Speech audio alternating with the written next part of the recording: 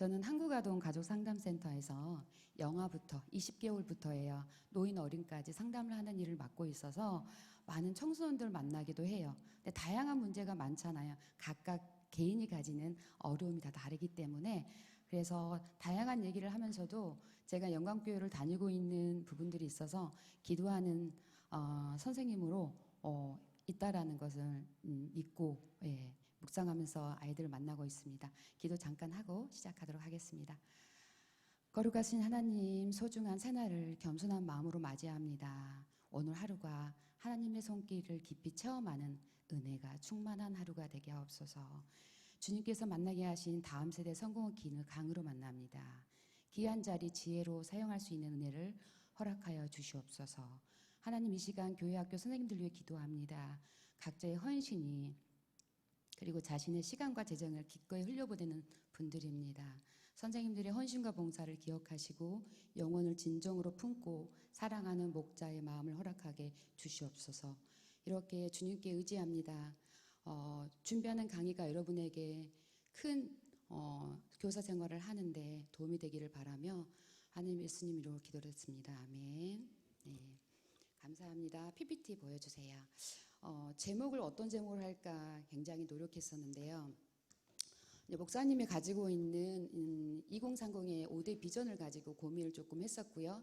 여러분이 가지고 계신 프린트물을 제가 만들면서 다음성의 성공의 키는 뭘까? 그런데 이게 정해져 있는 답은 아니겠지요. 내가 내린 답이 있을 겁니다. 그것을 오늘 첫 번째 강의 때 받았을 거란 생각을 제가 했어요. 강의를 뒤편에서 보면서 믿음, 소망, 사망으로 어떤 사명감을 가진 교사가 될 수 있을까라는 걸로 이걸 한번 작성해 보는 걸 하겠습니다. 나는 첫 번째 이 강의를 들으면서 어떠한 교사로, 또 교사가 아니어도 괜찮습니다. 어떤 어른으로, 어떤 부모로, 형용사적 단어를 쓰셔도 괜찮고요. 조금 전에 말씀을 들었던 내용으로 적용해서 나는 뭐뭐뭐뭐이다라고 안에 내용을 채워주시는 겁니다. 한번 적어봐 주세요. 펜 잘 나올 겁니다. 적기 위해서. 부르심과 사명으로 오늘 목사님께서 하셨는데, 목사님은 30권의 책을 내셨다 그래서 깜짝 놀라서 너무 부러웠어요. 저는 거기에 3권, 쫓아가지도 못할 정도의 양이신 것 같아요. 네.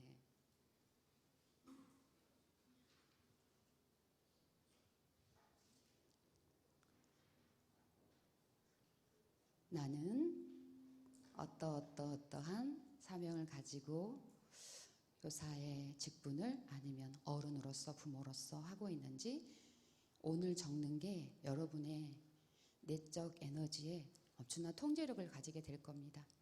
그게 자아입니다.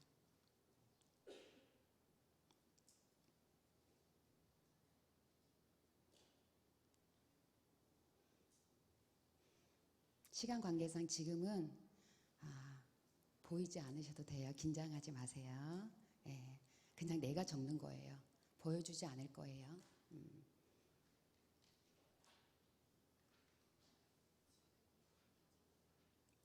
윗칸에만 적습니다. 지금 아래는 아직 적지 않습니다. 첫 번째 이다만 하시면 됩니다. 하셨으면 저를 좀 봐주세요. 한번 얼굴 좀 볼게요. 막 안 적어도 되니까. 게임 한번 들어가 볼까요? 첫 번째 선생님 여기 앉아 계시는데 어려운 게임이에요. 5글자로 기분 좋은 말을 하시는 겁니다. 5글자입니다. 기분 좋은 말입니다. 내가 듣고 싶은 말입니다. 5글자. 시간 드릴게요. 선생님 큰 소리를 해야지 다른 분이 다 들을 수 있고요. 네, 해주세요. 정말 고마워. 정말 고마워. 네. 너 참 예쁘다. 너 말이야? 네. 살이 빠졌네. 네. 선생님. 오늘 행복해. 네. 이쁘시네요, 선생님. 네가 최고야. 네. 너는 멋있어. 너는 멋있어. 정말. 나 너 사랑해. 나 너 사랑해. 정말.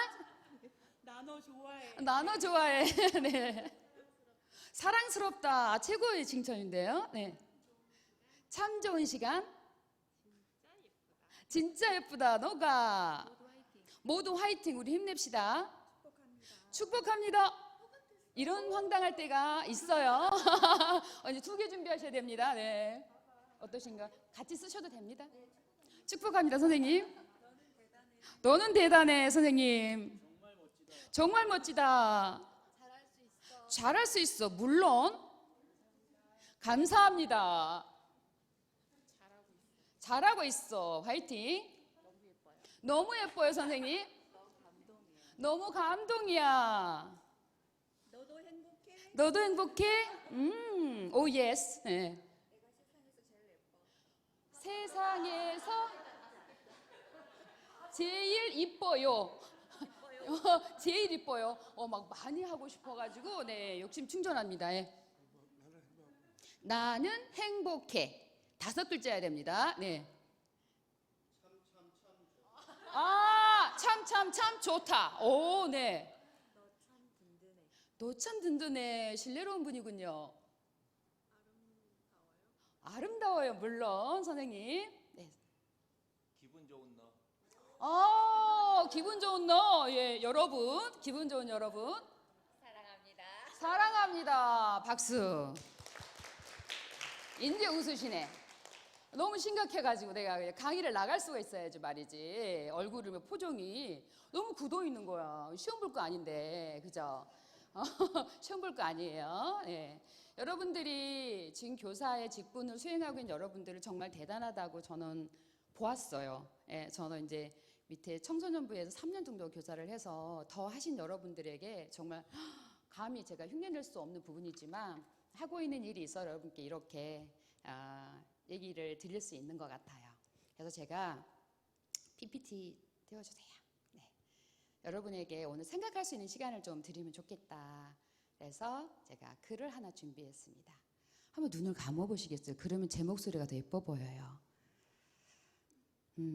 나는 무엇을 하는 사람일까? 잠시 자신을 느껴봅시다. 나를 사랑하고 있는 사람, 남에게 사랑을 베푸는 사람, 나 자신을 소중히 여기는 사람, 이웃에게 나눔을 실천하는 사람, 주변을 아름답게 가꿔가는 사람, 늘 꿈을 꾸며 사는 사람. 나는 무엇을 하고 있나요? 내가 하고 싶은 일을 하고 있나요? 내가 할 수 있는 일을 하고 있나요? 내가 해야 하는 일을 하고 있나요? 나 자신에게 진지하게 다시 한번 생각해 보시길 바랍니다. 나는 무엇을 하는 사람일까요? 생각하셨어요? 네, 눈을 뜨세요. 지금 생각하는 그 단어가 여러분의 미래가 될 거라고 생각합니다. 누구도 답을 주지는 못해요. 그렇죠? 근데 그 답을, 내가 가진 답이 정답이 아니고 내가 양육하는 자녀가 또 교사로서의 그 역할이 그게 답이 아닐 때가 많다는 거죠.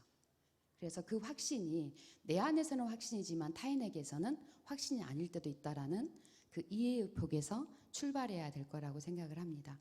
그래서 21세기 아이들이 어떤 키가 있을까? 팬데믹이 오면서 어떤 키가 있는 것 같습니까? 여러분들이 생각했을 때 마스크를 3년 쓰고 아이들이 자기의 감정을 구호로 표현하는 게 너무 어려워졌어요.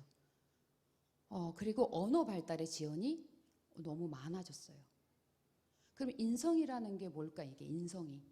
여러분이 생각하는 인성이 어떤 걸까? 어떤 게 인성이 좋다? 인성을 갖췄다? 이렇게 말하죠. 그런데 아는 걸로 생활 양식에서 쓰는 게 인성이죠. 내적인 문제와 외적인 걸 통제할 수 있는 아이들이 그걸 활용하는 일상에서의 결과, 그게 결론이 인성이에요. 그러면 존중이라는 단어를 아이들에게 질문을 하잖아요. 존중은 높이어 이르는 말이라고 어학적 사진에 나와 있단 말이죠. 30명의 아이에게 너는 존중이 묘하라고 말하면 30개의 단어가 나와요. 30가지가. 왜 우리가 알고 있는 존중은 이거 하나인데 아이들은 그렇게 다르게 설명할까요? 교사를 하시면서 아이들과 얘기를 나눌 때 키워드의 그 단어를 그날 7명이든 10명이든 한번 물어봐 주세요. 너는 키워드가 어떻게 이해돼? 라고 하면 아이들은 자기 관점에서 이해하는 방식을 설명합니다. 나는 존중이 어떤 것 같아요? 예시로만 갈게요. 선생님, 존중이 뭐라고 생각하세요? 배려. 우리 선생님은 존중이 배려. 또 다른 의견. 존중은 공감. 또 배려는, 아니, 존중은 인정. 같은 존중인데 배려, 공감, 인정, 수용, 이해, 정서의 단어가 나오기 시작해요. 그럼 존중은 받으면 어때? 기분이 좋아요. 기분이 좋아요. 그리고 존중을 받으면 결과의 단어가 두 단어가 올라와요. 우리가 좋아하는 거예요. 네, 행복의 단어와 함께 올라오는 또 하나의 단어, 하트, 사랑. 존중받는다. 그럼 내가 사랑받고 있구나. 이렇게 느껴요. 그럼 존중받는다. 그럼 아이들의, 우리 자라나는 아이들, 아동기, 청소년기, 청년기의 친구들의 자존감은 어디서 뿌리되어서 올라올까? 이 자존감 너무나 중요한 거 아시죠? 자존감이 약한 제가 있어요. 너무 수줍고 예민해서 인사도 못하고 까다로운 기질을 가지고 있는 나는 어떻게 남 앞에서 얘기를 하지? 그런 때가 있었어요. 그런데 두 가지 키워드를 얻습니다. 25년 살았던 우리 엄마가 그 까다로운 아이를 키우시면서, 양육하시면서 힘들어 죽겠다 너 때문에, 이 말을 일단 안 했어요. 그리고 지금 30년 살고 있는 남편이 당신은 왜 이렇게 예민해? 당신 때문에 힘들어. 그러면 25년 살았던, 나를 키웠던 엄마, 양육했던 엄마, 30년 나랑 같이 살았던 배우자, 두 사람이 내 나이가 공개됐네. 네, 이랬어요. 그러면 나는 예민하고 까다로운 어른인가요? 우리는 기준을 잡을 때 자존감이 자주 곁에 있는 사람의 쓰는 언어. 그런데 언어는 컨텐츠죠. 내용인데 말을 잘하는 사람도 있고 못하는 사람도 있어요. 그죠? 그런데 말하지 않아도 보이는 자존감의 노출 방식이 있어요. 거기 어딜까? 있어요. 여러분 다 가지고 있어요. 응? 어딜까? 눈의 온도를 높이라는 말 들어보셨어요? 언어의 온도를 높이는 게 사랑해, 너무 사랑스러워, 너는 귀한 아이야, 이게 언어이거든요. 그런데 눈은 차가워. 그럼 야, 이거 존중받는다고 느낄 수 있을까라는 거지. 여러분 보배로운 눈을 가지셨네. 이렇게 보니까 그 눈의 온도는 마음 먹은 대로 온도가 나타나요. 마음 먹은 대로, 생각한 대로 아니고 내가 이런 엄마가 될 거야, 이런 선생님 될 거야, 이거 아니고 내가 마음, 기저에, 무의식에 있는 베이스로 있는 마음이 눈의 온도로 나타납니다. 사람을 만나면 저 사람 같이 얘기하고 싶다. 기분 좋은 사람 있고 왜 이렇게 불편하지? 이런 느낌을 가지신 적 여러분 한 번쯤은 있으실 거라고 생각해요. 그럴 때 왜 이 느낌은 왜 그럴까? 손을 잡아서 따뜻한 사람이 있고 손을 잡았는데 차가운 사람이 있는 것은 느껴봐야지 아는 거지만 눈의 온도는 마음속에 품은 뜻을 가지고 나타나는 거기 때문에 여러분들 가졌다고 말씀드렸잖아요. 예수님의 사랑을 받으신 분들이기 때문에 충분히 그 온도를 가지고 있다. 그럼 세상에서 가장 따뜻한 온도는 몇 도일까요? 17도? 가을 날씨네요. 가장 따뜻한 온도 36.5도. 세상에서 가장 뜨거운 온도, 따뜻한 온도 36.5도. 여러분이 그것을 누구에게 보여줘야 되는 걸까요? 누구에게? 말씀하시면 돼요. 남편에게, 자녀에게, 가족에게, 또 교사로서의 우리 제자들에게, 또 가지고 있는 지역에서의 어떤 역할, 이렇게 나눠질 겁니다. 그럼 자아 개념은 어떻게 형성이 될까? 그런 것을 표현할 수 있는 사람, 자존감이 높은 사람은 결론은 뭘로 만들어진다고요? 바라보는 사람의 눈빛에서 너는 귀한 사람이야 라고 바라만 봐도 자존감이 올라간다. 우리 애는 자존감이 낮아요. 그러면 아이를 봐야 돼요? 나를 봐야 돼요? 그래서 상담을 하게 되면 자기 이해를 하는 상담 시간이 지속적으로 있어져요. 자기 이해. 자기 이해는 어떻게 할까요? 자기 이해는 그러면 자존감이 만들어지는데 보시면 자아 개념은 어린 시절부터 유아기부터 조금씩 성장을 합니다. 몇 살까지? 19살까지. 우리 아이는 왜 이렇게 안 바뀌는지 모르겠어요. 이런 얘기 하세요. 도대체 언제 철들다니 몰라. 이런 얘기 하실 때 이 아이는 어떤 상황을 가고 있냐면 많은 경험치를 통해서 어른다움을 기르고 있는 근육을 만들고 있는 중이에요. 운동을 하면 우리 근육이 생기죠. 근데 마음은 경험을 해야지만 근육이 생겨요. 여기서 질문. 몸의 영양소 3가지, 필수 영양소. 선생님. 탄단지. 마음의 영양소 3가지. 들어본 적이 없지. 내가 만든 거야. 오랫동안 해보니 그게 답이 있더라고. 그 답을 발달 단계에서 나오게 됩니다. 탄단지는 이렇게 잘 알고 있는데 마음의 영양소, 상처를 안 받을 수 있는 거, 받아도 괜찮아지는 거, 이런 상태를 말하는데 찔림을 당하면 안 아픕니까? 찔림을 당하면 안 아플까요? 아파요, 많이. 그런데 우리에게는 회복 능력이 있으니 회복이 됩니다. 근데 자기이해가 있어야지만 회복이 된다는 거예요.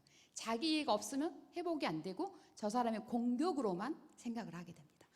마음의 영향에서 궁금하시죠? 적어놔야 될 걸 잊어버릴 거예요. 첫 번째, 자율성. 두 번째, 연대감. 세 번째, 유능감. 이해를 돕기 위해서 여기서 자율성 이해되시고 유능감. 선생님 질문할게요. 유능감을 어떻게 설명할 수 있냐, 이해되게끔 제가 설명드릴게요. 선생님 어린 시절 놀았어. 어느 때가 생각나요? 네. 초등학교 때 몇 학년? 2학년. 2학년. 9살 여자아이. 네. 무슨 놀이를 하셨어요? 돌로 하는 공돌. 공돌놀이? 오, 네. 공돌놀이. 누구랑 함께? 현화, 현아랑. 유진이, 유진이. 미진이. 이름을 구체적으로 몇 명? 4명. 4명이서. 그날 날씨 어땠어요? 추웠어요. 추웠어요. 공놀이 하면 손이 다 터. 네. 그러지 물론. 네. 지금 그러면 나이가 제가 모르니까 몇 년 전의 얘기를 지금 하고 계시는 거예요? 계산 안 됩니다. 여기. 예, 계산기 네. 조금 된 것 같아요. 몇 년? 20, 30? 30년? 그럼 39살? 아니구나. 우리 몇 살이냐?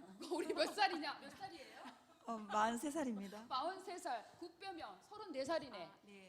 네. 그러면 지금 9살 때 얘기를 하고 있는 내 마음, 친구 현아랑 같이 공놀이 했던 지금 마음이 어때요? 얘기했던? 너무 좋아요. 보고 싶고 너무 좋아요. 나의 유능감의 출발선입니다. 그게 여러분의 유능감입니다. 그럼 한번 생각해 보세요. 여러분들이 지금 나는 어린 시절에 어떤 놀이를 했을까? 바꿔서 생각해 보면, 그러면 오늘 이 유능감을 갖고 있는, 발휘하는 이 아이들은 미래에 갔을 때 오늘이 되는 거야. 자존감을 갖기 위해서 아이들에게 무엇을 해줘야 될까? 놀아야지.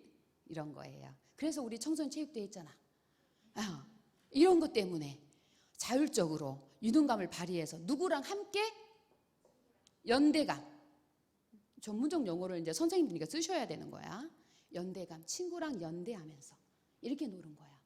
이 3가지가 되면 여기가 어떻게 된다고? 근육이 생기고 탄탄해져, 탄력성이 생기고 상처를 받아도 회복하는 능력이 있을지어다. 그렇게 돼요. 그래서 상담 오랫동안 해봤을 때 많은 내담자의 결과가 그게 약했어요. 근육이 없었어요. 그러면 이 3가지가 없으면 취약한 질병이 하나 찾아와야 쑥 하고 들어와요. 네. 문이 없어도 들어와요. 얘가 어떤 질병이에요? 우울증, 무기력감, 공황상태. 친구의 감기처럼 오는 얘가 우울을, 무기력을 가진 친구이기 때문에 이게 탄탄해지지 않으면 여러분들이 쑥 하고 들어오는 걸 막을 수가 없다라고 보시면 돼요. 자아 정체감이 이렇게 만들어지면서 자존감이 형성이 된다 라고 보시면 돼요. 예. 그러면 내 안에서 이상적인 자아도 있고 자기 이미지도 있어요. 그런데 여기를 통틀어 세 가지 복잡하게만 글로만 만들어져 또 하나는 있어요. 여기에 빨간색으로 되어 있는 글씨 보이시죠? 예. 감정을 느낀 대로 신뢰로운 사랑과 얘기 나누면 돼요. 그게 교회예요. 그리고 선생님들이 그 아이를 불러놨을 때 그 얘기를 나누시는 거예요. 그러면 자기의 뚜렷한 이미지를 갖고 자존감이 있는 아이로 이상적인 자아를 가지고 있는 청소년이 된다. 예. 이것을 치료 중에 저희들이 이제 쓰고 있는 거예요. 그러면 나는 어떤 교사이고, 사진 찍고 싶으시구나. 예, 찍으셔도 돼요. 배려 많은 강사, 예, 처음이실 거예요. 예, 예. 나는 어떤 부모고 어떤 어른인가. 어린 시절을 생각해 보면 늦잠 자고 싶었던 것 같아요, 제가. 그런데 새벽에 아버지가 일어나서 빗자루로 바닥을 막 쓸면서 일어나라고 이름 불러요. 너무 힘들더라고. 청소년 시계는 시계가 24시간이 아니에요. 3시간 더 있어요, 27시간. 그러면 새벽 5시면 나에게 새벽 몇 시예요? 2시야, 2시. 애들을 깨우실 때 그걸 가엾이 극률한 마음으로 깨우셔야 돼. 애들은 27시, 우리 24시, 3시간 차이. 그럼 얘가 7시에 일어나서 학교를 등교를 가야 되는데 애한테 몇 시야? 새벽 예배 가는 4시야. 일어나기 쉬울까? 어려울까? 어려워. 네 정신이 있는 놈이야, 없는 놈이야. 아침에 8시 반쯤 전화가 한 통화 벨이 울리면 저는 가슴이 철렁합니다. 트라우마가 생기려고 그래. 뭐냐면 선생님, 저 웅천 선소다리인가? 그 무슨 다리라 그래요? 선소다리 맞죠? 제가 거기 서 있어요. 야, 지금 학교 가는 시간인데 왜 거기 서 있어? 바닷물이 얼마나 센지 보려고요. 고맙죠. 그래도 전화해줘서. 그래, 춥지는 않아? 이렇게 물어보죠. 배 안 고파? 애들이 먼저 전화 오면 밥 먹었어? 이거부터 물어봐요. 밥 먹었어? 새벽 4시에 돌산대교 출동할 때도 있어요. 예, 추운데 왜 거기는 가고 그런지 모르겠어. 그것도 12월 달 막 이럴 때 가요. 그러면 3분 이내에 119, 112 차가 다 출동해요. 3분 이내 제가 신고하면. 그러면 그 사람이 그 난간으로 가지 않기 위해서는 제가 2개의 전화기를 가지고 다녀요. 하나는 내담자에 대해 공개된 전화번호, 예, 하나는 개인 폰. 그러면 하나는 전화를 받으면서 하나는 신고를 하면서 가요. 좀 무섭고 떨려요, 사실은. 예. 그렇지만 전화해줘서 고마워. 근데 지금 바람이 많이 불잖아. 그러니까 거기 화장실이 있어. 그 뒤편에 좀 가서 앉아있어. 바람 부니까. 항상 차에 담요가 있어요. 두꺼운 담요가. 싸야 되니까. 그때 충동적으로 왔을 때는 준비 없이 와요. 근데 알코올 상태예요. 준비 없이 왔던.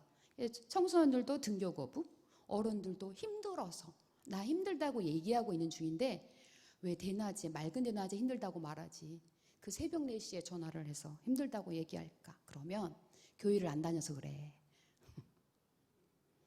얘기할 사람이 없은 거예요. 누구에게 말을 하게 되면 자주 듣던 말이 있을 거예요. 충조평판 들어보셨나요? 충조평판 들어보셨어요? 충고하지 말고, 조언하지 말고, 평가하지 말고, 판단하지 말고 애우셔야 돼요. 아이들이 제일 싫어하는 말 충조평판. 애우기 쉽죠? 안 적어도 애울 수 있어요. 그죠? 충조평판. 그 말을 또 싫어하는 사람이 한 사람 있네요. 아내는 남편이고 남편은 아내일지어다. 예, 그렇게 돼요. 우리 아이들이 충조평판, 어머 센스 끝내준다.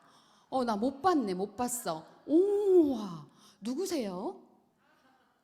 한 번도 못 뵈가지고 너무 뛰어나다, 정말. 목사님 가끔 설교하실 때 그 말씀 하실 때 실감이 안 됐는데 실감 난다, 정말. 예, 그래요. 그러면 우리들이 자아에서 이렇게 밀려 나왔을 때 우울이라는 감정을 만나게 된다. 우울은 여러분 곁에 딱 있어요. 우리한테는 좋은 번역기가 있는 것 같아요, 여러분들에게. 아까 5글자 예쁜 말을 제가 스피드로 하면 아이들한테 이 게임을 하잖아요. 몇 개 정도 나올까? 30명의 아이들이 4바퀴를 돌아요. 120개. 그리고 막 신났어요, 막 웃어요. 예. 이렇게 놀이를 하게 되면 깊숙하게 전두엽을 파고 들어갑니다. 웃으면 엔돌핀과 세로토닌이 나오면서 어때요? 관계도 좋아지고 표정이 좋아지니까 집중력도 높아집니다. 그런데 지금 세대의 아이들이 팬데믹을 겪으면서 아이들의 뇌의 변화가 오기 시작했어요. 1년에 임상학적으로 소아 질병이 30%씩 증가합니다. 몰라요, 질병 이름을. 그런데 뇌 중에서 여러분의 뇌 촬영을 한 번쯤은 해보셨을까요? 해보신 분 계세요? 저는 뇌파가 궁금해서 한 번씩 갔었어요. 내 뇌는 도대체 어떻게 생겼나. 근데 제가 후두엽이 작아요. 뇌 중에. 예, 후두엽이 작은 이유는 어린 시절 뛰어 안 놀아가지고 제가 이렇게 앉아서만 있는 활동을 좋아했어요. 아까 예민했다 그랬잖아요. 그래서 손해가 적어서 팔딱팔딱 뛰는 걸 완전 싫어해요. 그 뭘 싫어할까? 운동을 싫어해요. 예. 그럼 손해가 7세 이하에 안 자라요. 그런데 여기서 극적인 하나님 은혜, 전두엽이 완전 좋아. 전두엽이 검사해보면 나와요. 했는데 이 전두엽은 어떤 능력이냐면 문제를 해결하고 문제를 인지하고 판단하고 이 모든 해결 방법을 어렵다고 생각하지 않아. 하면 되지 뭐. 이렇게 생각하면 돼요. 선생님도 물론 전두엽이 좋다는 거죠. 네. 그래서 전두엽을 한번 이렇게 까봐요. 이렇게 이마를 내리지 말고 전두엽이 활동을 잘하게. 그러면 관계가 좋아져요. 전두엽이 좋은 친구는 사회성에 어려움이 없어요. 봐보세요. 엄마, 제 친구는 나만 되게 부정적으로 지각하는 거예요. 나한테만 그런데, 나한테만. 우리 아이가 보고가 그래요. 나한테만 그래요. 그러면 이 아이는 가서 만나보면 이 아이 A라는 친구만 그럴 거냐는 거지. 누가 그렇게 사고하고 있는 거예요? 이해하고? 내가. 그걸 왜곡이라 그래요. 왜곡? 왜곡은 여러분들이 자녀가 생각나실 수 있어요. 0개월부터 18개월까지. 발달이 끝나버렸네. 18개월 이내 아이 키우고 계신 분? 문의상으로는 안 보여요. 근데 넷째 계획이 있으시다면 우리 김인찬 목사님 둘째 계획이 있으시다면 0개월부터 18개월까지 선생님 이게 왜곡이 발달해요. 왜 발달한지 여러분들이 잘 알 수 있도록 제가 준비했지. 봅시다. 좀 무서울 거야. 시간 관계에서 시간을 좀 지키면서 제가 해야 되는데 여러분 점심도 주문을 쭉 받더라고요. 전두엽 나왔네. 스마트폰하고 싸우고 계신 분들 많이 계실 건데 전두엽이 정상 뇌파, 녹색이 많은 친구. 녹색이 적어지고 파란색으로 이렇게 물들이면 전두엽이. 그리고 스마트폰을 많이 보니까 후두엽. 가만히 생각해 보세요. 어릴 때 저는 게임을 하지 않았고 정의로 된 책은 보지만 다른 건 하지 않아요. 만화도 보지 않았어요. 미디어로 된 건 좋아하지 않아요. 이것도 발달의 습관처럼 구조, 기능적 구조라고 보시면 돼요. 가지고 태어나는 것도 사실은 있는 것 같아요. 그러면 여러분들이 아이들을 생각했을 때 어떤 부분들이 여기 전두엽의 발달 여러분 보세요. 집중력을 유지를 잘하는 친구가 있고 안 하는 친구가 있어요. 판단을 빠르게 하는 친구가 있고 지연된 친구가 있어요. 고차원 인지를 처리 속도가 늦은 아이도 있고 빠른 아이도 있어요. 아이들 봐보세요. 걸음걸이처럼 다 달라요. 그리고 문제가 생기면 스스로 해결하려고 그래요. 아까 자율성과 만나요. 자율성과 만나서 엄마한테 물어보지 않고 주도적으로 힘을 발휘할 수 있다. 객관적 판단도 잘하고 경험에 대한 학습도 충분해요. 근데 이 8가지를 만들어내는 키워드가 있어요. 그게 정서예요. 정서는 뭔 것 같아요? 정서. 이 전두엽에서 발달하는 이 정서는 어린 시절에 생각해 보세요. 나를, 자기 자신 생각해 보세요. 저는 그랬던 것 같아요.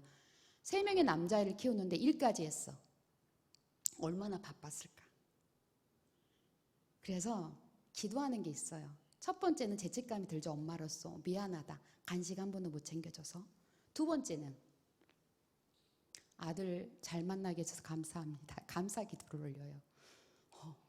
그럴 때가 정말 있어요. 고백이 돼요. 내가 잘 키운 게 아니라 내가 아들을 잘 만났네. 은혜인 것 같다는 생각이 사실 들 때가 있어요. 네. 처음 아이를 키우는데 어떻게 잘 키웁니까? 제가 책으로만 봤죠.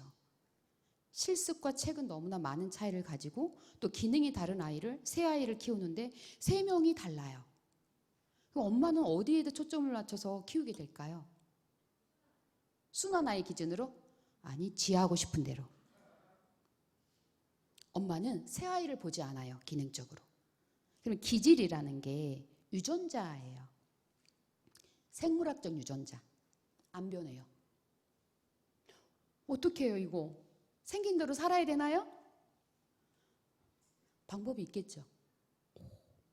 아까 말씀드린 키워드가 유전자 검사를, 기능 검사를 하게 되면 자극을 추구하고 위험 회피를 하고 사회적 민감성은 변하지 않는 기질, 생물학적 유전자, 부모로부터 온 거예요. 그런데 이걸 밑받침으로 환경이 적용을 받는 성격이 형성돼요. 성격. 그걸로 키가 되는 거야. 누가 옆에 있느냐 얼마나 중요하겠어요. 어떤 친구를 사귀느냐 너무 중요하겠죠. 거기서 자율성이 키 핸들을, 자동차의 핸들을 잡아요. 성격이에요. 자율성은. 그러면 경험한 만큼 만들어진다 아닌다? 만들어진다. 그런데 이 자율성을 못하고 저해하는 것들이 있어요. 뭘까요 이게? 이 아이들의 자율성을, 주도성을 끌어당기는 언어가 있어요. 잔소리 꼭 필요한 말인데 이 아이의 자율성을 하강하게 만들어요. 그래서 잔소리할 때 방법을 쓰라고 하시죠. 여기까지 올라온다. 춤을 한 곡 삼키세요. 그리고 다시 봐. 이게 정말로 꼭 필요한 말인가? 나의 감정에서, 나의 화냄에서 하는 말인지. 좀 떨어져서 보면 좀 보여요. 그런데 너무 가깝게 보면 안 보여요. 그래서 아이의 행동을 구조화시키려면, 좋은 행동으로 변화시키려면 객관적으로 써보시기를 권유해드려요. 정말 이럴 수밖에 없었을까? 아이의 행동을 쓰고 내가 하고 싶은 말을 쓰는데 쓰는 기간에 필터링이 됩니다. 마음이. 화가 어때요? 내려가요. 그래서 일기는 아이들에게만 쓰라고 하시죠? 아이한테 숙제로 일기 써라 하잖아요. 일기는 어른이 써야 되는 겁니다. 네, 아이를 잘 키우시려면. 오늘 숙제 하나 나갔습니다. 여기 모인 선생님들 오늘부터 일기 쓰자. 그래서 우리 아이들도 보지만 우리 주일학교에서 우리 아이들의 모습들을 기록하는 노트.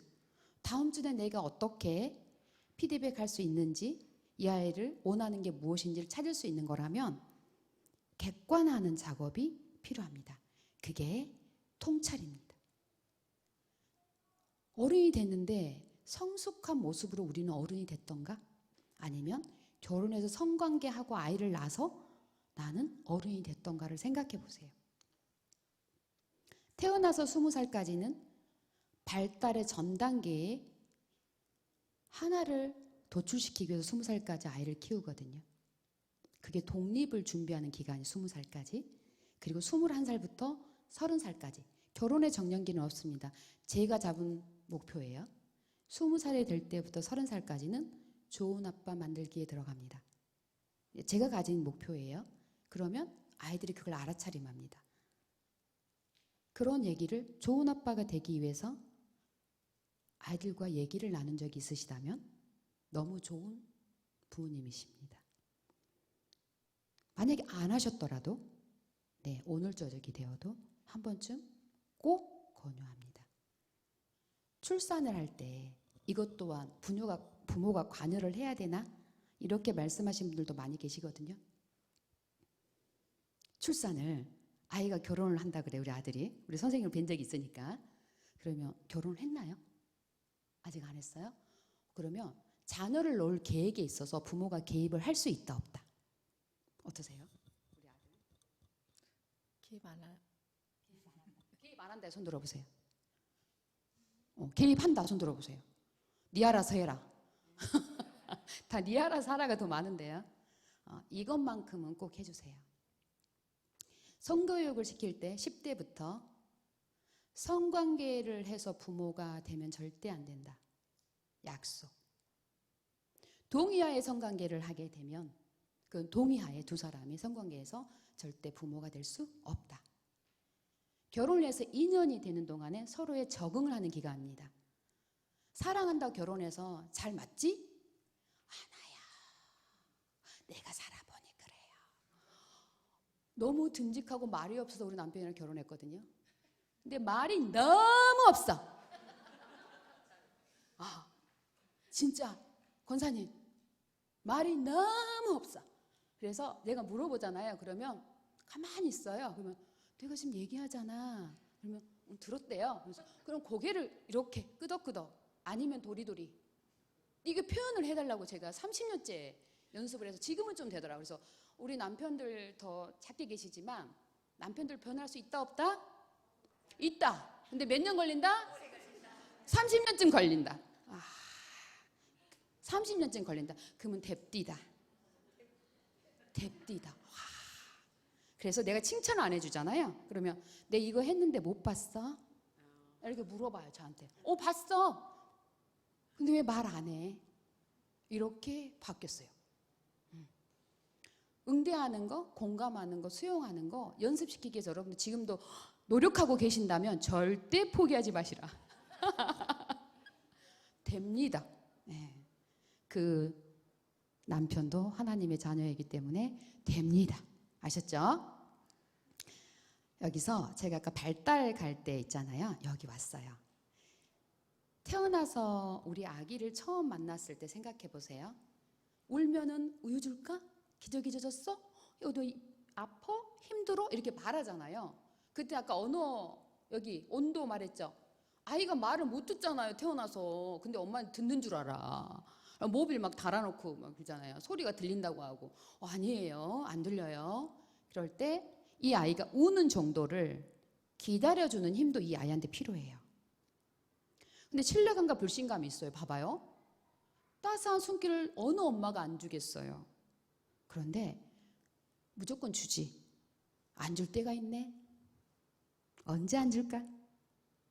내 기분이 나쁠 때. 자기 감정에서 나오지 못할 때. 그럼 아이는 바로 알아요. 누가 낳았어 얘를? 내가 낳았잖아. 내가 낳았으니 아이를 잘 보고 애도 나를 잘 느끼게 된다는 얘기예요. 그런데 이때 울었는데 안 왔어? 불신감이 쌓인다. 그럼 불신감 어때요? 일관성 없는 양육. 양육태도 8가지 중에서 합리적인 삶의 지지포요, 뭐 강압, 뭐 압력 이런 것들을 쳐도 8가지 중에서 피일관성이 가장 위험하다.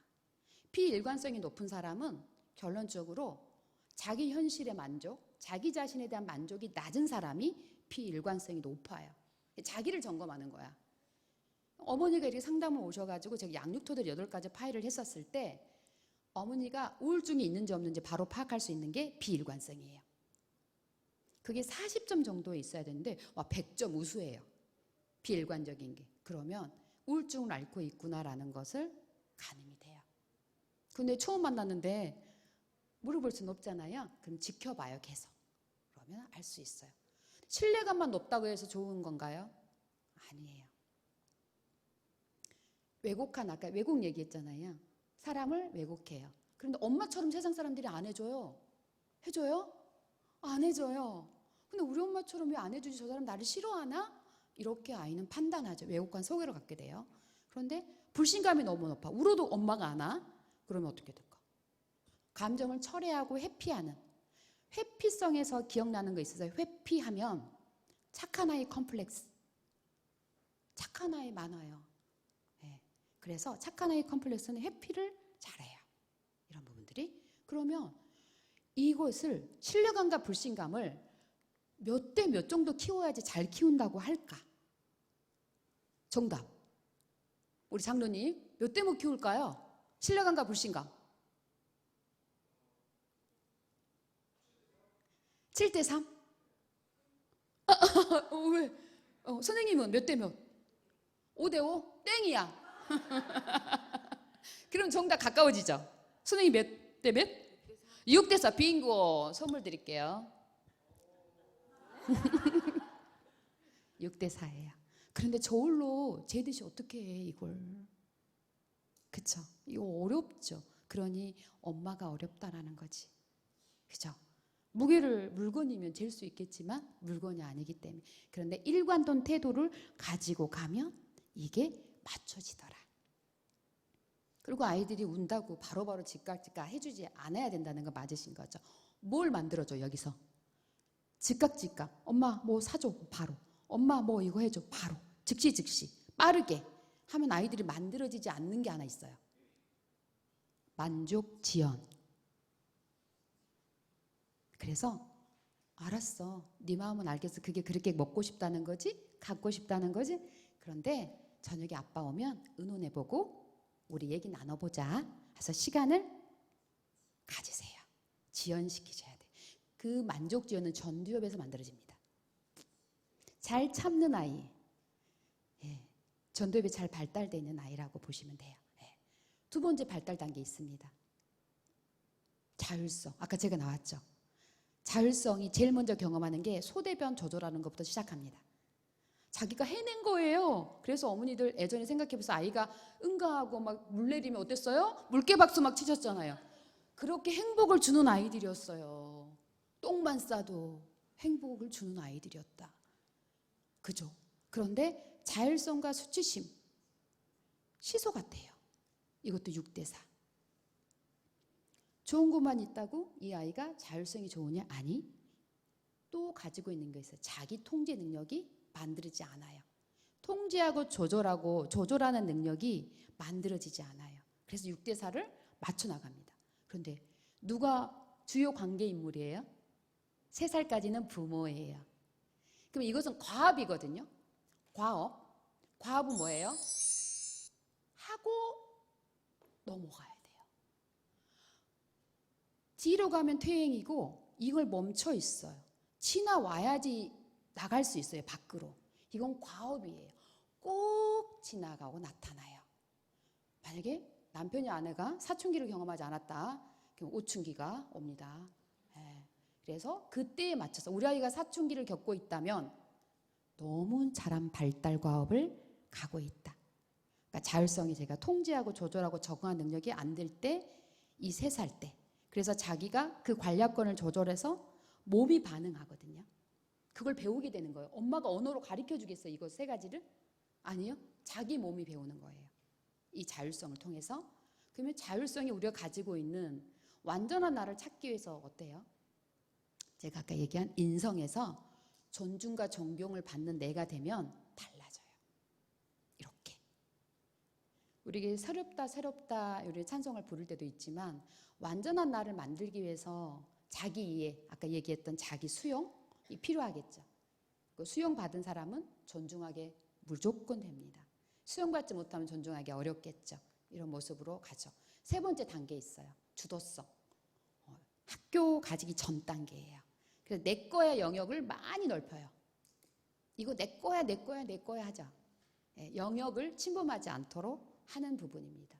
그런데 이게 형제간이 많이 있었을 때 큰아이 건데 작은애가 가지고 놀아요. 그러면 어떻게 해요? 뭐라고 얘기하시죠? 저는 이런 부모님 봤어요. 동생을 안 주는 거예요, 형이. 그러니까 이건 내 돈으로 샀으니까 내 맘대로 할 수 있어. 아버지가 그렇게 말씀하셨어요. 제가 깜짝 놀라서 그거 아버지 거예요? 네, 그랬어요. 사주는 순간 얘 거예요, 아이 거. 아버지 거 아니에요. 그래서 얘가 4살 아이랑 40살 아빠랑 나이가 같다. 라고 보시면 돼요. 그래서 이상하게 생각하지 마세요. 남편이 그렇게 하잖아요. 전혀 안 이상해. 예, 당연해. 아이가 3살, 아이가 10살, 아이가 20살, 30살. 부모 경력이 어느 만큼 되는 거예요? 딱 거기만큼. 그런데 나는 다른 집에 사는 사람들처럼 내가 엄청 성숙한 사람이야. 이렇게 쫙 이렇게 봤어요. 잘 보여. 내가 이렇게 남편이 잘 보이고 아이가 잘 보이면 남편이 나는 잘 안 보일까요? 그럴 때 있어요. 우리 남편이 말을 작게 한다 그러면 나보다 성숙하구나 생각하시면 돼요. 아는 것을 다 말할 수는 없잖아. 본 것을 다 말할 수는 없죠. 말 안 했을 때 고마워. 내가 아까 생각해 보니까 아까 실수했더라. 근데 당신이 나를 그냥 봐주는 것 같아서 그때 되게 고마웠어. 엄마의 위치도 잡아주고 서로 존중하는 모습들이 거기서 나오게 되는 거죠. 5번째 단계에서 청소년기. 무섭죠. 무서워요. 그렇지만 이 기간이 지나가면서 아이들의 뇌에서는 어마어마한 사회성을 길러내요.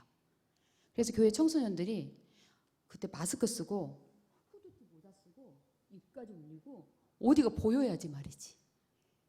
눈 동자만 보이는 상황이 발생을 해요. 자기의 노출을 경계하죠. 끌어내시면 안 되고 나그네가 길을 갈 때 태양과 바람의 이야기 아시죠? 누가 이겼죠? 태양이 이겼죠. 왜 태양이 이겼을까요? 더워서 옷을 벗은 거예요. 그러면 의역을 해본다면 따뜻함이 아이를 변하게 한다. 내가 그렇게 사랑했는데 네가 안 변해? 변할 때까지 사랑해라. 정말. 그래서 사랑이 힘든데 고린도서 13장에 사랑은 몇 가지 있습니까? 목사님, 고린도서 13장에 사랑은 몇 가지죠? 사랑은 오래 참고 온유하며. 그 세보신 분 몇 가지 맞춰보시기. 안 세보셨구나. 꼭 오늘 가서 세보세요. 그런데 사랑은 첫 번째 뭘로 시작하죠? 2단어? 사랑은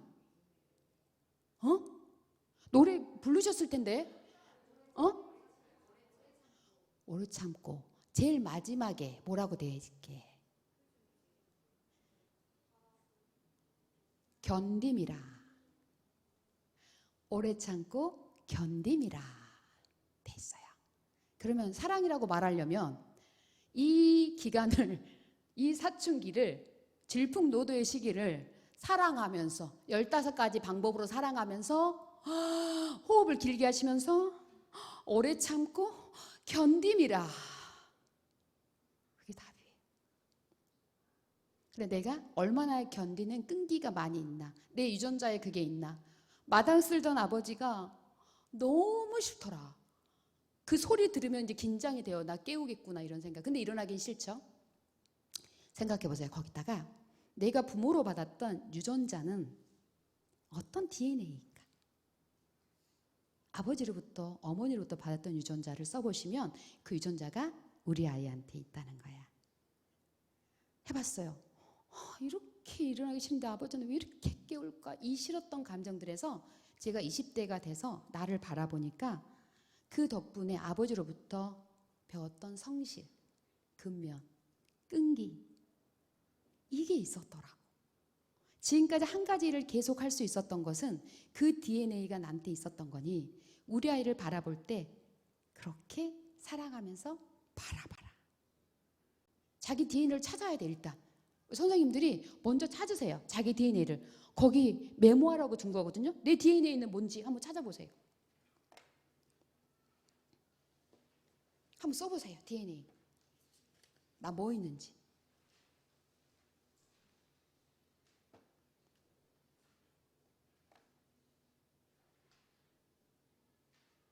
열 가지, 20가지 괜찮습니다. 일단 3가지 정도는 기본으로 출발하시죠.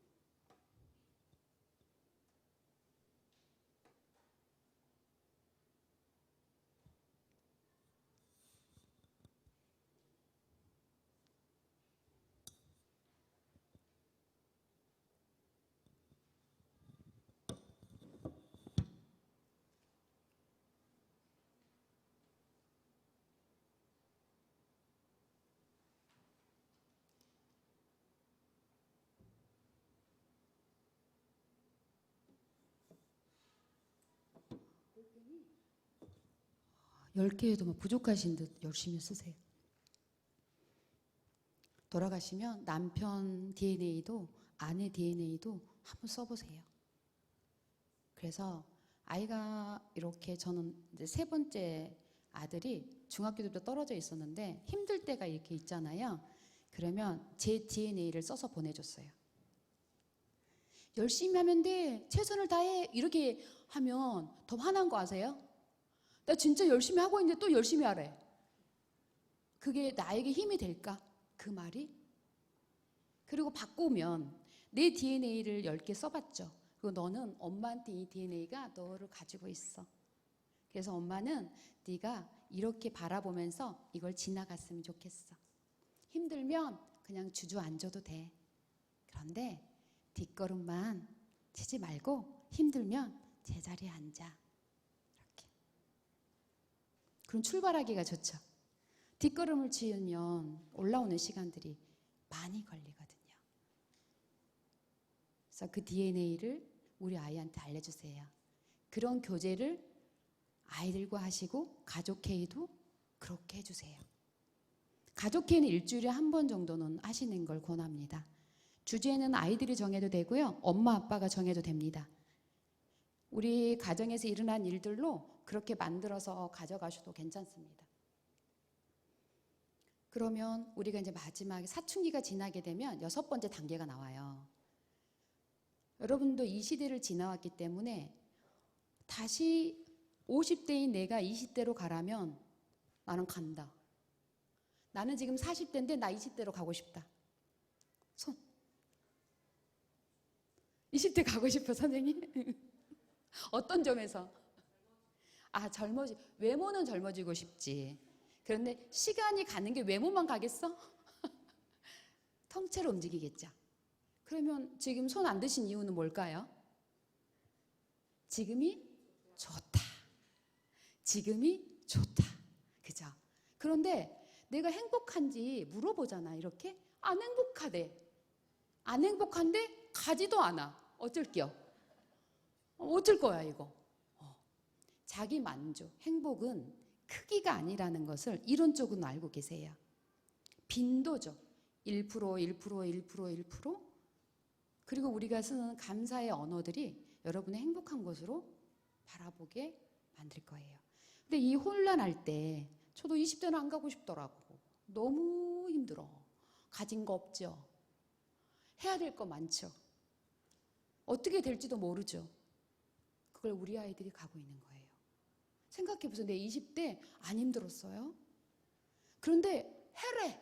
엄마니까 해야 된대. 이렇게 해야 된대요. 의무만 강요를 하게 되는 거지. 그러면 엄마는 내 마음도 몰라. 문 닫고 이어폰 꽂고 거부.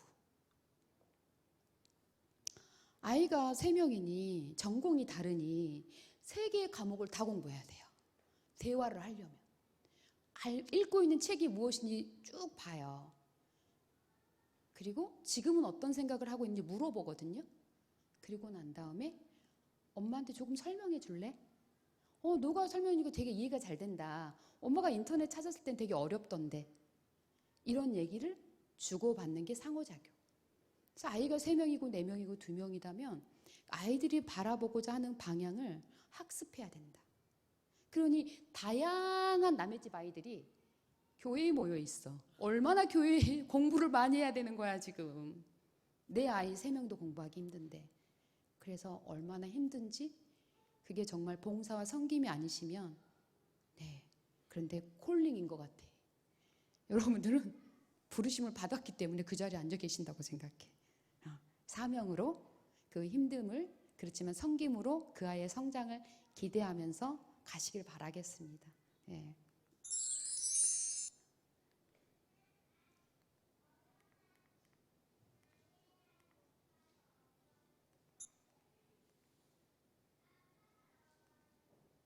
청년들을 만날 때 아까 제가 물어보고 있다가 우리 관여를 한다 안 한다 얘기했었잖아요.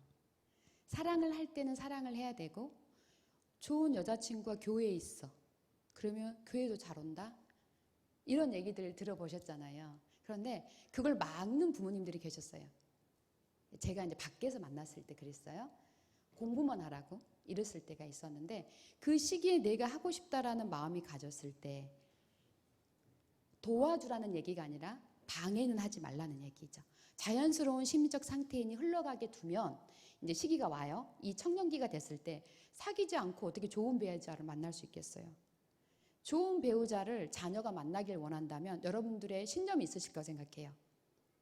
기도를 계속 하고 계시잖아요. 자녀의 배우자를 놓고 기도하실 거예요. 저는 이렇게 오랜 동안에 기도도 하지만 또 하는 게 있었어요. 어떤 며느리를 볼 수 있을까? 그러면 그 보고 싶은 며느리대로 내가 하는 거예요. 저는 지혜로웠으면 좋겠어요. 그러면 지혜로우려면 어떻게 해야 돼요? 지혜로우려면 공부해야 돼요. 네. 그리고 화려하면 익숙하죠. 아들이 화려한 엄마를 만나면 화려한 여자를 만납니다. 익숙함으로 끌려갑니다.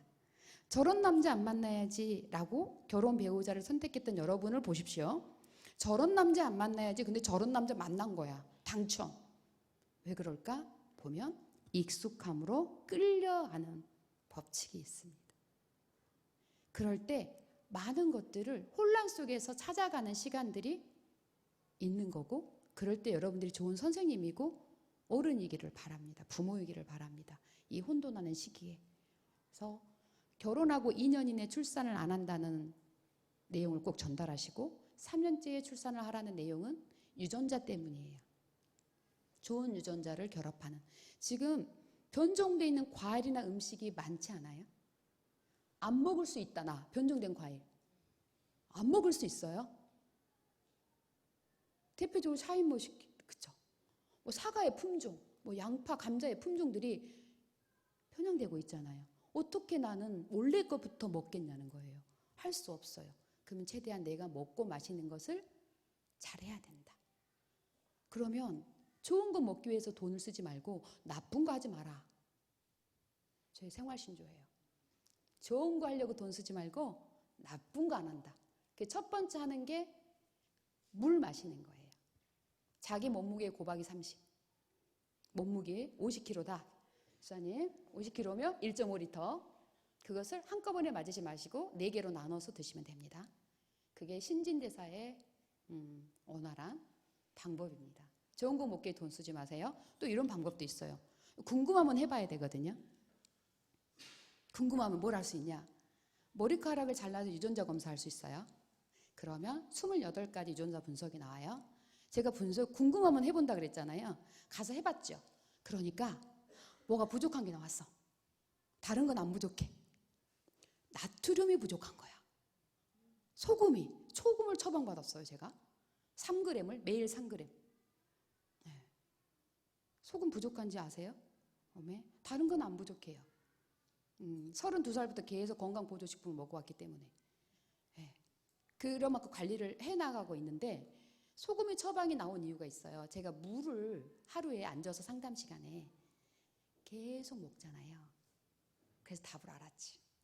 그래서 몸무게 30만 먹어요. 네, 500ml 물통으로 계산하면 되겠죠. 네, 여러분도 그래서 건강한 삶이 되시길 축복합니다. 네.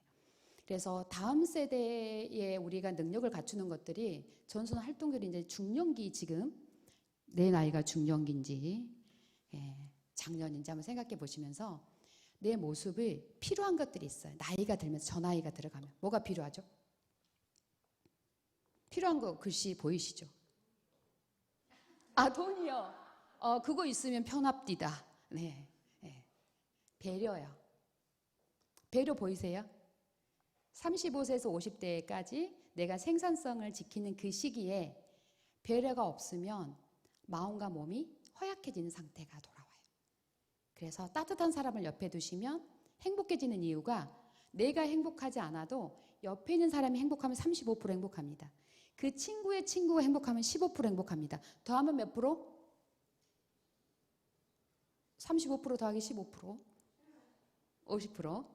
그 친구의 친구의 친구가 F하면 7% 행복합니다.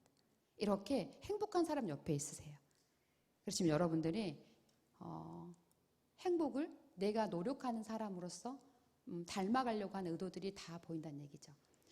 좋은 사람들과 우리가 어울린다는 게 교회 안에서도 이렇게 같이 함께 있는 것 같아요. 광고는 교사 말고도 참석할 수 있도록 하시라는 얘기를 들었잖아요.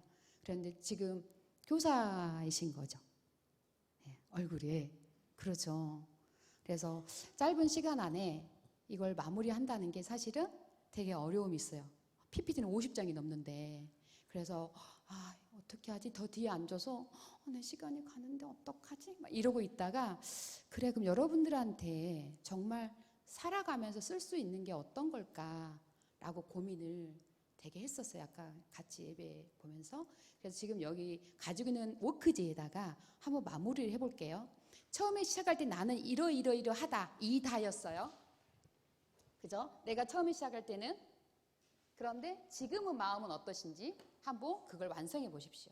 처음과 같을 수도 있고 다를 수도 있습니다.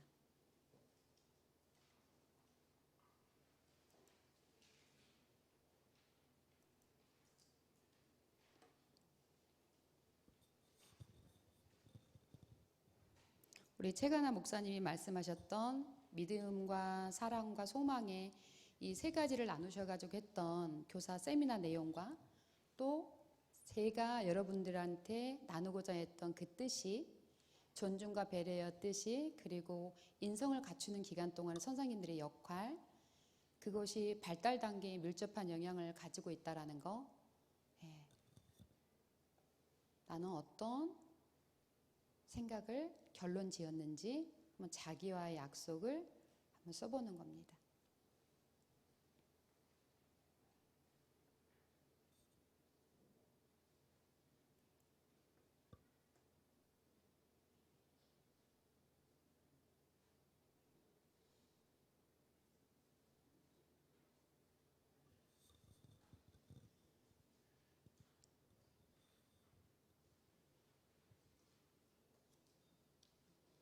다섯 가지 우리 비전을 가지고 있었을 때 제자 삼음은 내가 어떤 자세로 임할 거고 세계 선교는 어떤 뜻을 품을 거고 다음 세대는 내가 뭐 교사가 되어도 다른 일을 하여도 그 부르심대로 할 수 있는 거고 또 선한 사역을 위해서 내가 선교를 하지만 선교헌금을 하지만 그 아닌 다른 사역은 어떤 게 있을까? 통일한국을 위해서 기도를 하고 있지만 그 기도 아닌 다른 것을 내가 실천할 수 있는 건 뭘까? 좋은 공부는 오랫동안 하는 공부는 아이들한테 공부하라고 말씀하시죠. 난 전혀 공부하란 말 안 한다. 학생이 아니다면 그럴 수 계시겠죠. 그래서 공부는 왜 하는지 아이들의 이유와 동기가 없으면 공부는 하지 않거든요. 공부는 왜 해야 될까요?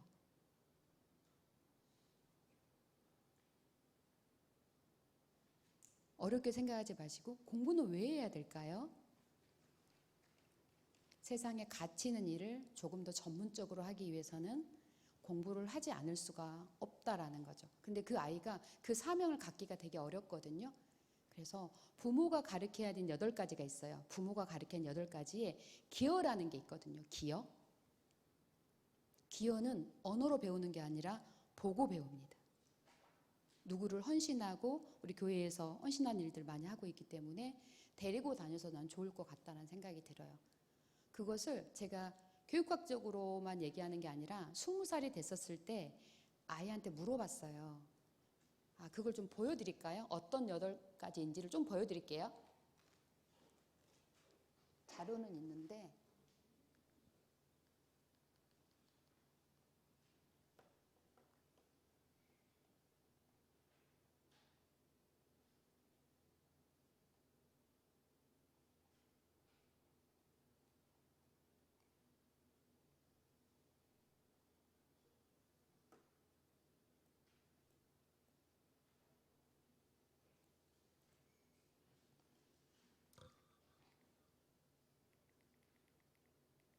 다 쓰신 분들도 계세요? 한번 나는 이거 들려주고 싶다라고 하신 분 계시면 얘기해 주셔도 괜찮아요. 나 이거 좀 들려주고 싶다. 통일 한국의 자는 제일 고민될 것 같은데 통일 한국을 위해서 어떤 부분을 내가 할 수 있을까? 쉬운 거 있어요. 여러분 한번 생각해 보세요. 여기 없나?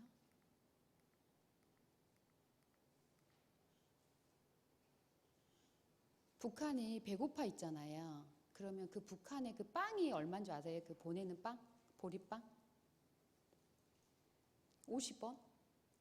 우리 커피 한 잔에 5,000원씩 하거든요. 내가 커피 한 잔을 홀라당 마시잖아요. 그러면 빵 10개가 북한에 못 가고 배고파 죽는 거예요. 그래서 커피 마실 때마다 저는 좀 생각하는 편이에요. 빵 10개, 빵 10개가 못 간다. 이런 게 통일 한국에서 여러분들이 쓸 수 있는 일이에요. 북한에 빵을 보내는 거. 이런 일 또한. 조금 전에 저희가 나왔던 PPT 자료 그만 보셨어요. 이게 가르치는 게 아니고 보여줘야 되는 겁니다. 가치나 신념의 의미나 진실한 거나 정직한 거, 성실한 거, 책임감, 기부, 행복, 고통, 용기 이 8가지를 일부러 언어 컨텐츠로 가르치는 게 아니고 보여줘야 됩니다. 보고 배우면 잘 배울 수 있습니다. 우리가 어떻게 자랐나 생각해 보면 부모로부터 보고 배웠잖아요. 어머니 초등학교 졸업, 우리 초등학교 졸업한 엄마가 나에게 얼마나 합리적인 언어를 써서 가르쳐 줬을 것 같아요.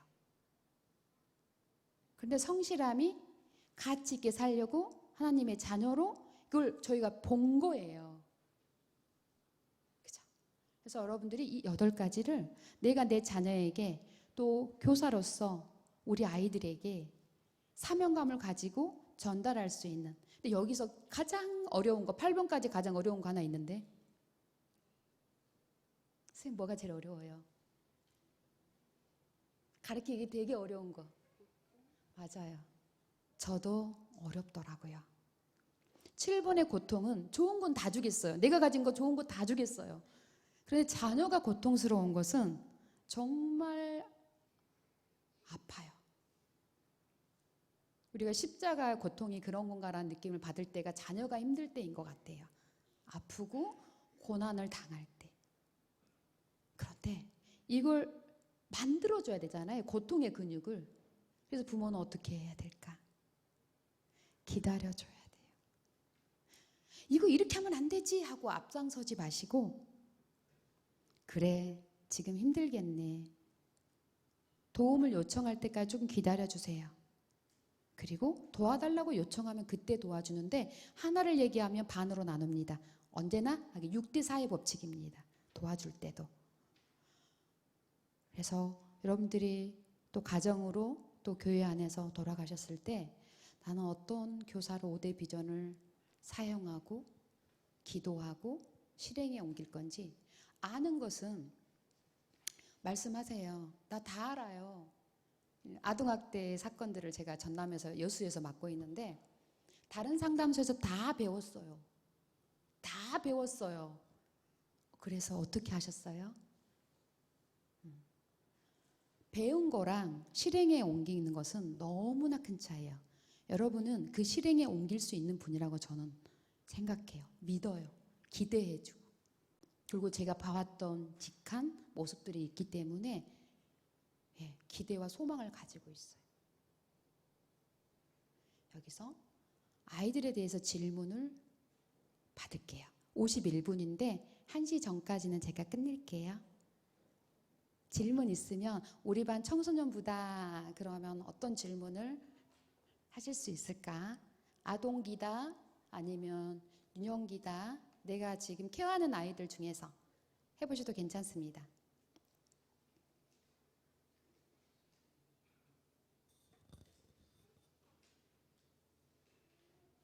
질문은 좋은 질문은 없어요. 엉뚱한 질문도 질문입니다.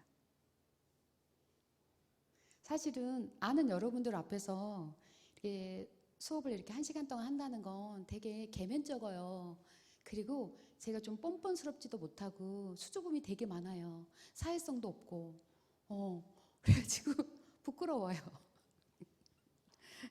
그런데 바라보고 이렇게 1시간 동안 있으니까 그래도 여러분의 그 지지하는 눈빛이 보이잖아요. 제가 우리 김 선생님 앞에서 끄덕끄덕 해주시고 너무 이쁜 사람이라 보면서 힘이 나고 예, 이렇게 눈을 마주칠 때마다 잘할 수 있겠다 이런 마음으로 1시간을 달려왔습니다.